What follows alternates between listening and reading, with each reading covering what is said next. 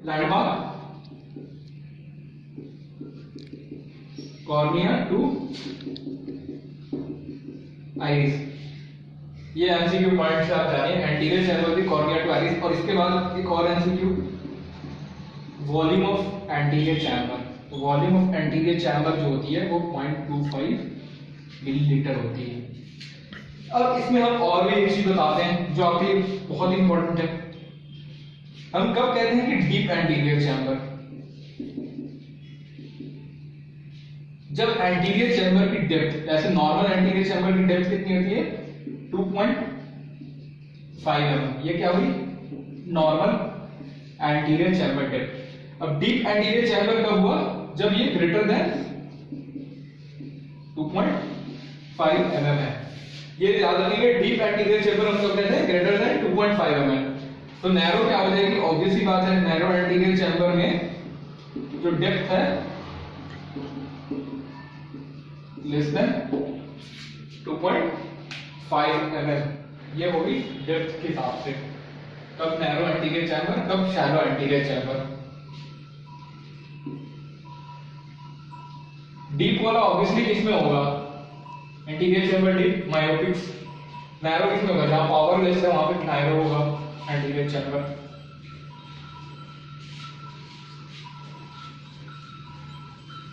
Anterior chamber के बाद हम बात करते हैं तो पोस्टीरियर चैम्बर की। पोस्टीरियर चैम्बर ध्यान रखेंगे, not posterior segment. Posterior segment lens के बाद से लेके रेटिना जहां तक है वहां तक पोस्टीरियर सेगमेंट है, ठीक है।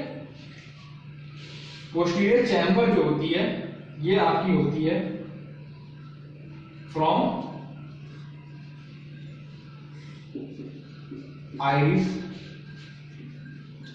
To ligament of ज़ोर्नियस।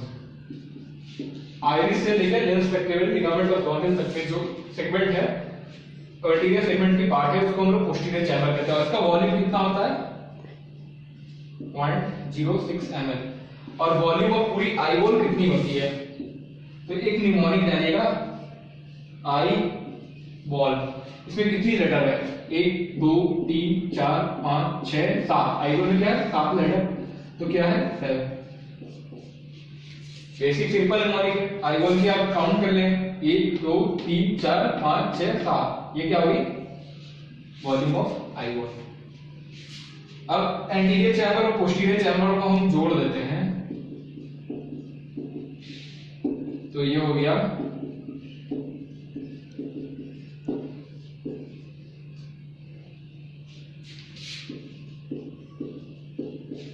Volume of हमारा एक्वस ट्यूमर की वॉल्यूम कितनी है? तो 0.31 ml। ये हमारा एक क्वेश्चन है, ये हमारा एमसीक्यू है। ये पोस्टीरियर चैम्बर किसको कहते हैं? तो इरिस टू लिगामेंट ऑफ ज़ोर्नियस। ये हमारी एमसीक्यू। अब फर्दर बात करते हैं।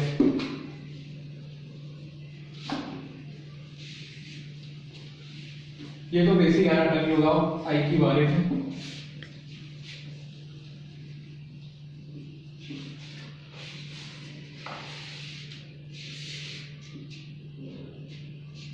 ये क्या है? ये हमारा रेटिना है। ये क्या है? Optic nerve. ऑप्टिक नर्व क्या करती है? इंफॉर्मेशन कैरी करती है रेटिना से कहां तक? Retina to brain. और जैसा आप जानते हैं कि रेटिना में इमेज कैसे बनती है, जो भी लाइट रिफ्लेक्ट होकर आती है रेटिना में कैसे बनती है? इन्वर्टेड इमेज बनती है। ब्रेन में जाती है क्या होती है? इरेक्ट होती है, ठीक है। ये पॉइंट हम जानेंगे। यदि ऑप्टिक नर्व का डैमेज है तो इमेज कैसी हो रही है? इन्वर्टेड है। ब्रेन में हो रही है तो इमेज आपको कैसी दिखेगी? उल्टी दिखेगी।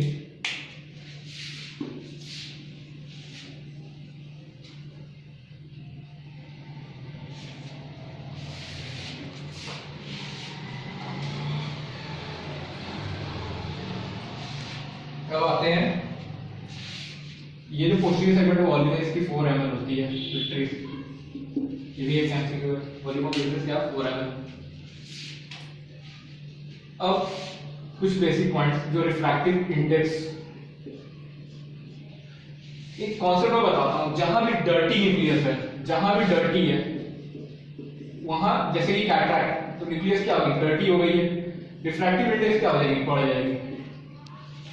ये चीज जानेंगे, जहां भी डर्टी है वहां रिफ्रैक्टिव इंडेक्स बढ़ चुकी है, ठीक है। और रिफ्रैक्टिव इंडेक्स हमारा आपका क्वेश्चन कॉर्निया, कॉर्निया कितना होता है 1.37, ये जानेंगे। मध्य प्रदेश के पीजी एंट्रेंस में एक क्वेश्चन आया था कि रिफ्रैक्टिव इंडेक्स ऑफ कॉर्निया की थर्ड डिजिट भी कितनी होती है, उन्होंने थर्ड डिजिट तक पूछ लिया था। तो थर्ड डिजिट में जान लेते हैं। तो थर्ड डिजिट जो कॉर्निया में आती है वो है 1.376। 7 के बाद क्या आता है 6, तो याद रखेंगे 7 के बाद क्या आता है 6, तो कॉर्निया क्या होगी 1.376। अब लेंस में आ जाते हैं। रिफ्रैक्टिव इंडेक्स लेंस में सबसे ज्यादा कहां होती है, तो सेंट्रल न्यूक्लियस में रिफ्रैक्टिव इंडेक्स सबसे ज्यादा होती है। और रिफ्रैक्टिव इंडेक्स ऑफ लेंस की न्यूक्लियस की कितनी होती है, तो 1.40। वेरी इंपॉर्टेंट आपके एग्जाम पॉइंट के लिए, नीट के लिए। Refractive index of lens nucleus कितनी होती है, तो 1.40, ठीक है। अब रिफ्रैक्टिव इंडेक्स ऑफ लेंस की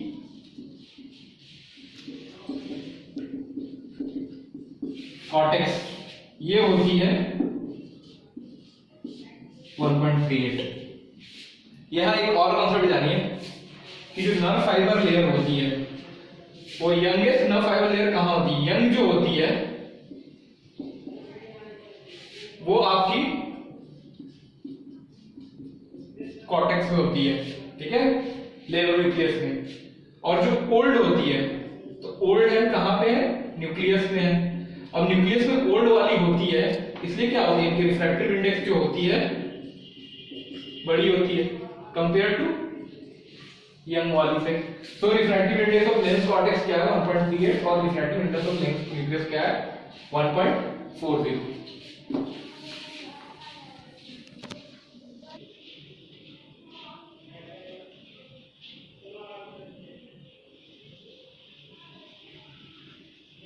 ठीक है। अब एक बात सुनो, ये क्या है हमारी, ये हमारी एक्सियल लेंथ है।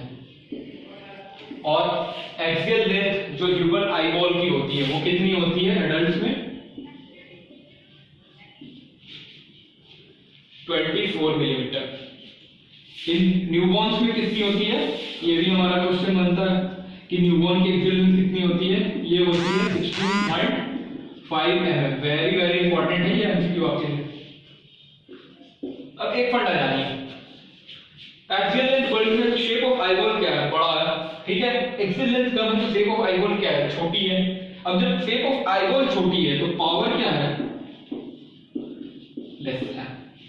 तो न्यूबॉर्न की पावर जो होती है एडल्ट के पावर से लेस होती है। अब कितनी लेस हो रही है, तो यहाँ पे 24 mm, यहाँ 16.5 mm है। डायप्टर का ध्यान देते हैं तो 2 से 3 डायप्टर लेस होती है।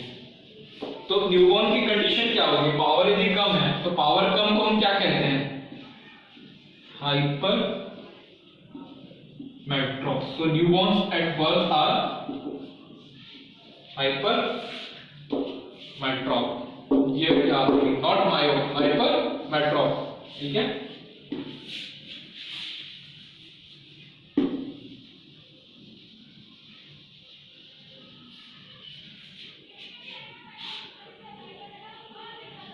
ये जो हम कर्वेचर ऑफ कॉर्निया देख रहे हैं, कर्वेचर ऑफ कॉर्निया को हम किससे मेजर करते हैं, ये भी आपका एक क्वेश्चन होता है।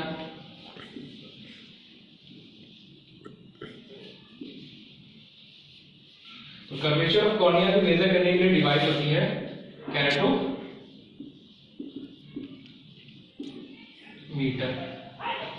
ये हमारी कर्वेचर ऑफ कॉर्निया को निकालती है। बहुत इंपॉर्टेंट होता है कर्वेचर ऑफ कॉर्निया का। दी कर्वेचर ऑफ कॉर्निया हमारी 1 मिलीमीटर तक बढ़ गई तो ये कैसे पावर को इफेक्ट करती है, पावर जो हमारा होता है पावर ऑफ एल्वोल। यदि कर्वेचर ऑफ कॉर्निया हमारी 1 मिलीमीटर से बड़ी है तो पावर ऑफ आईबॉल जो होती है 6 डायमीटर से बढ़ जाती है। ये पॉइंट याद रखेंगे। और जब हमारा एक्सियल लेंथ जो होता है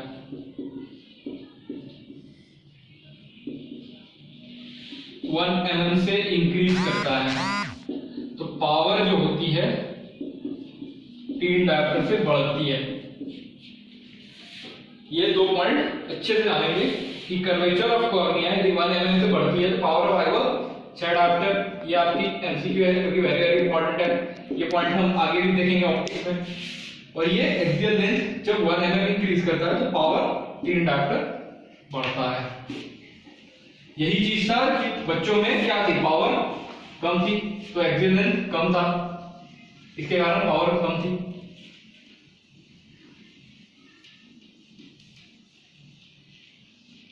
ऑप्टिक्स पार्ट में ये तो हमारा बेसिक ऐसे ही नॉलेजेबल पार्ट था जो भी हम जानना चाहते थे। ऑप्टिक्स के हम कितने प्रकार में डिवाइड करते हैं, तो स्फेरिकल, एबरेशन,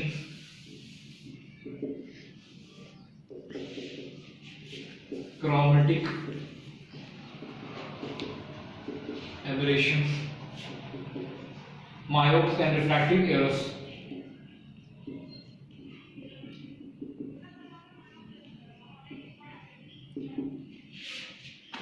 ठीक है, अब स्टार्ट करते हैं सिंपली। जैसे मैंने आपको हाइपरमेट्रोप बच्चों वाला बताया, तो हाइपरमेट्रोप की कौन कौन सी कंडीशन में आपको हाइपर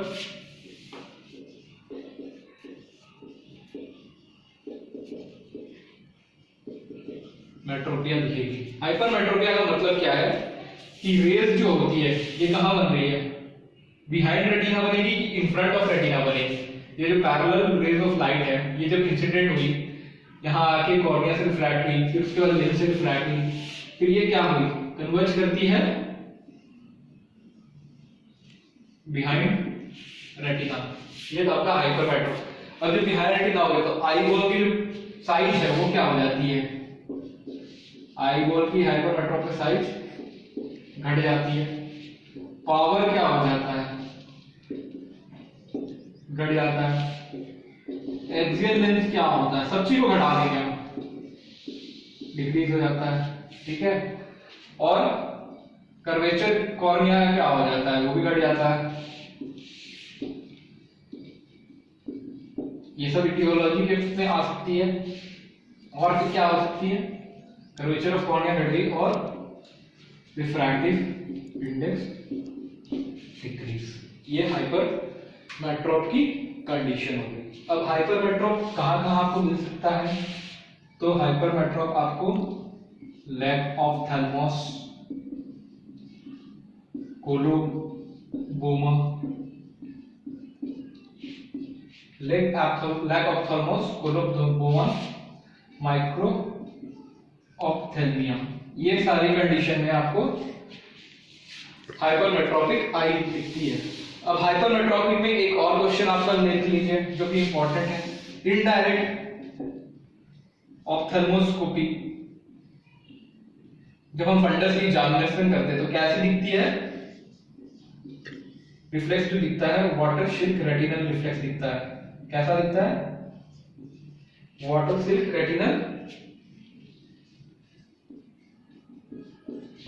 रिफ्लेक्स, ये दिखती है इनडायरेक्ट ऑप्थेल्मोस्कोपी में। हाइपरमेट्रोप में जब हम आई को देखते हैं तो वाटर रेंडर को देखते हैं तो वाटर सिल्क रेटिनल रिफ्लेक्स दिखती है। अब इसके अलावा और एक क्वेश्चन है कि मोस्ट कॉमन डीजेनरेटिव, नीट वाले बहुत मोस्ट कॉमन पूछते हैं, तो मोस्ट कॉमन डीजेनरेटिव चेंज जो हाइपरमेट्रोप में दिखती है, रेटिनोस्काइसिस। ये नीट में आया भी हुआ है। मोस्ट कॉमन डीजेनरेटिव चेंज जो हाइपरमेट्रोप में दिखती है वो रेटिनोस्काइसिस। और काइसिस का मतलब क्या है, स्प्लिटिंग। ये क्या हो रही है, स्प्लिटिंग हो रही है। किसकी स्प्लिटिंग हो रही है, तो आगे क्या है, रेटिना। तो splitting of retina into two half, इसको क्या कहते हैं, रेटिनोस्काइसिस है।